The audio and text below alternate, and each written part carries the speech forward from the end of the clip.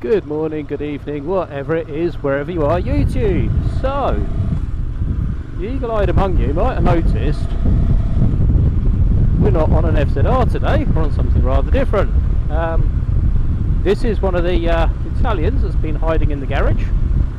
It's an early injected Ducati 900 SS. Yeah, just something I've had it a long time actually. Yeah, what I've got to say about it? Well, I bought this back in 2011, so I'm in my 6th year with it. Now, I had a GPZ 550, sorry, which I'd restored. It used to belong to my father. He went to go and buy a Suzuki Bandit, and the dealer obviously wasn't going to really offer him anything significant for the GPZ. I was without a bike at that time, and so he gave me the GPZ. It was getting a little rough around the edges. It was mechanically good, but it needed freshen up. So that was my first restoration project. That's really where my love for older bikes was born. But I was rear-ended in a queue of traffic, and unfortunately that was the end of that. But I'd always fancied something different, and at the time I had an Alfa Romeo, and I love Italian vehicles. There's something really amazing about them. So I decided that what I wanted was something I promised myself, and I bought myself a Ducati. And the carbureting models were still relatively cheap then, but I didn't know, I didn't have a garage at the time, and equally I didn't know, whether it was going to be my only bike or what the situation was going to be. So as a result, when I looked into it, turns out the injected bikes are a bit more durable than the carbureted ones. And I was sat in IKEA one night drinking a cup of coffee like you do, it's just one of those things. And I found this bike, and it was up in, I'm pretty sure Galloway, it's up in Oban, so a long way from home for me. And it was up at a reasonable price, so the guy had a buy it now price, which was still reasonable. It was, he wasn't asking silly money for it, but it was just so far from anyone that he just couldn't get any interest in it. And I watched the auction, so I had a budget of about £2,500 to play with, and it was starting at 1,650 and had a bike now at 2,300. I thought, well, I looked at similar bikes down south, and obviously you can see what you're going to get down here because I could go to the dealers and have a look. But I thought, well, I'll keep an eye on it. And I watched it, and it didn't sell. So I noticed that it immediately got relisted straight away. Like in the second the auction finished, it was backlisted up for sale again. So that told me he was actually quite desperate to sell. So I emailed him halfway through the auction and said, look, because he'd relisted it at £1,400. Oh, sorry, £1,450. And I said, look, I'm taking a huge gamble because I can't see it, I can't look at it, but I'm assuming you're being honest with your description. If it doesn't sell, I'll offer you £1,400. That's the best I can do, because obviously I'm taking a huge risk. He said, yep, if it doesn't sell, it's yours. Alright, brilliant. So, auction finished, no bids, and that was it. I owned a Ducati. So, flights were booked, went out.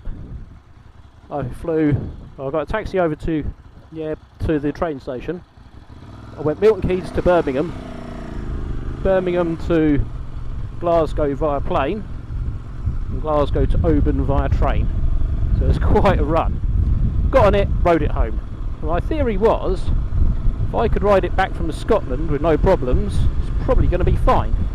If I didn't ride it back from Scotland, there was enough, the purchase price was cheap enough, I could rebuild the engine or whatever and let go, and be able to move it on, at least breaking even. So that was the plan, that's what was hatched.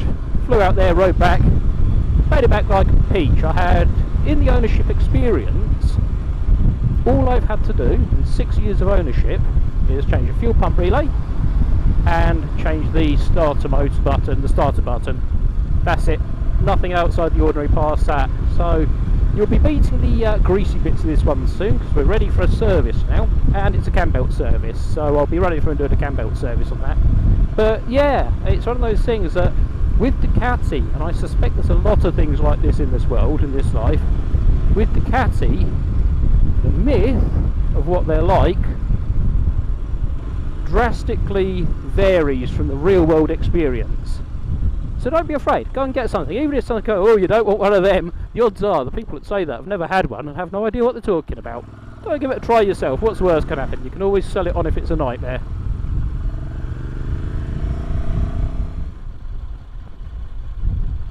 I want the other end of the shop because I want the TV. Yeah, even people like me watch TV sometimes. Obviously I'm not bringing one home, that would be silly. On the bike, just looking at prices.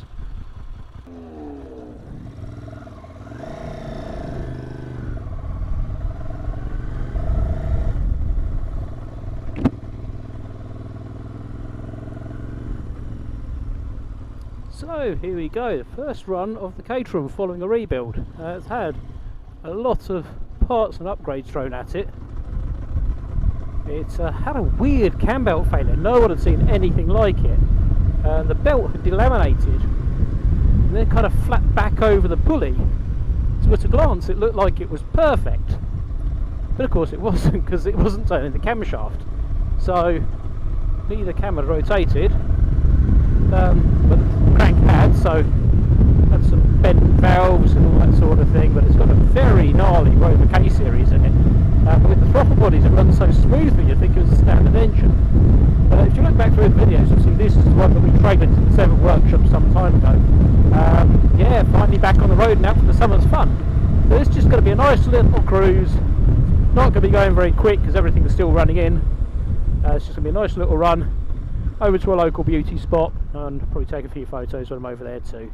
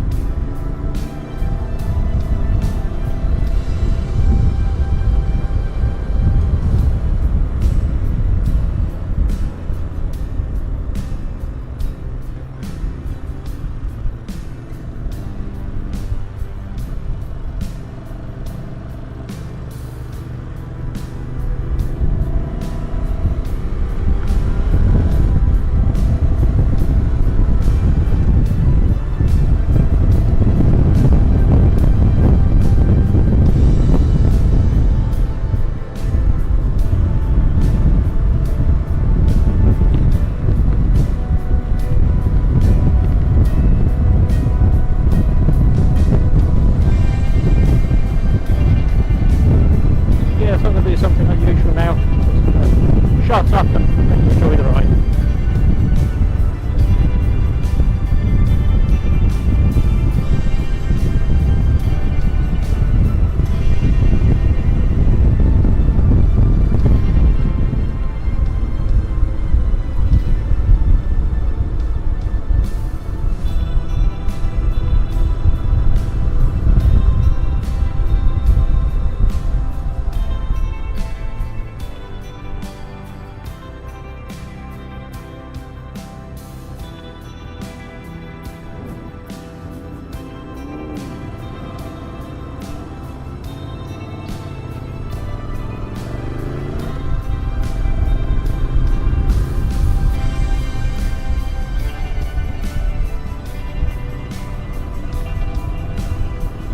These villages and that really are in the very best, Britain at the very best. It's beautiful.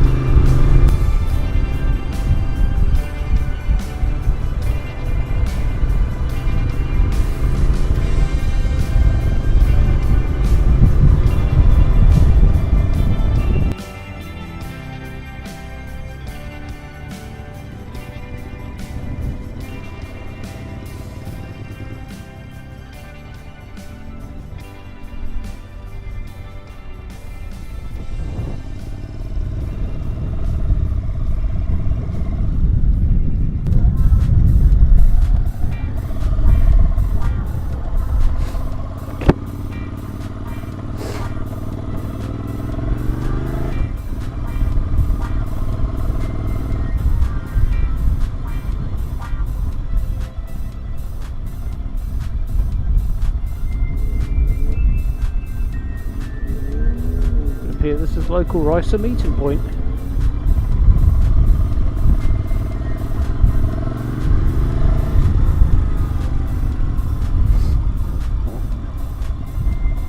What are you up to, Will?